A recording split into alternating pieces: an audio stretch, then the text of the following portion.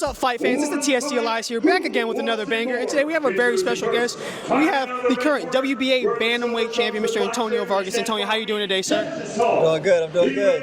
Hey, you know, we're out here at Orlando, Florida for Most Valuable Prospects. Talk to me about this main event, John Paul Rivera versus Daniel Bailey. What do you think of it? I know Daniel Bailey personally. He's a friend of mine. I fought him in amateurs. So I'm going for my friend Daniel, man. I think he'll pull the upset tonight. Absolutely, and tomorrow is a big card. The inaugural fight night. Yanquiel Rivera, Angelino Cordova, WBA number 1, WBA number 2 at 112 pounds. How do you think about that matchup?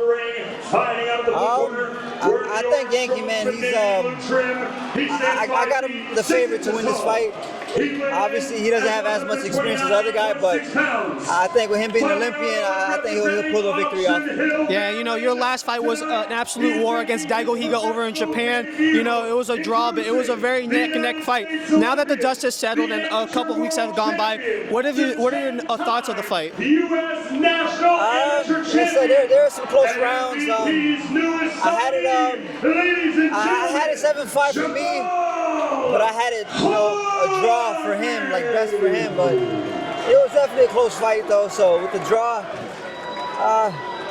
I'm not too mad at it, but it could have went either way, depending on what the judges look at. So yeah, and after the fight, he announced his retirement. Does it suck that you can't run it back and kind of settle the score right there? Yeah, I definitely would like a rematch with him, man. Great fighter. But it's I was surprised, man. He's 29 years old. He's still young in his prime. So I don't know why he retired, but like I said, if he comes out of retirement, hopefully in the future we could run it back. I'd be more than willing to do it. Yeah, and bantamweight is white hot. Obviously, you world champion, Junto Nakatani unified champion. Yoshiki Takei, WBO champion. Is the idea of becoming undisputed in your thoughts?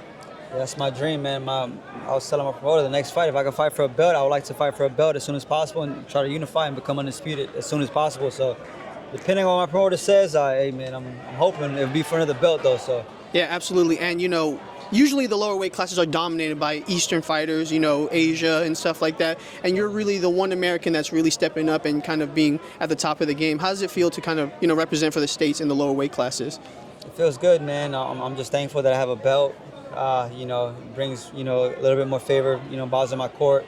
So as an American fighter, man, especially in the lower weight class, you said it, they're more dominated by the, the Eastern culture and stuff like that, the Asians and stuff like that.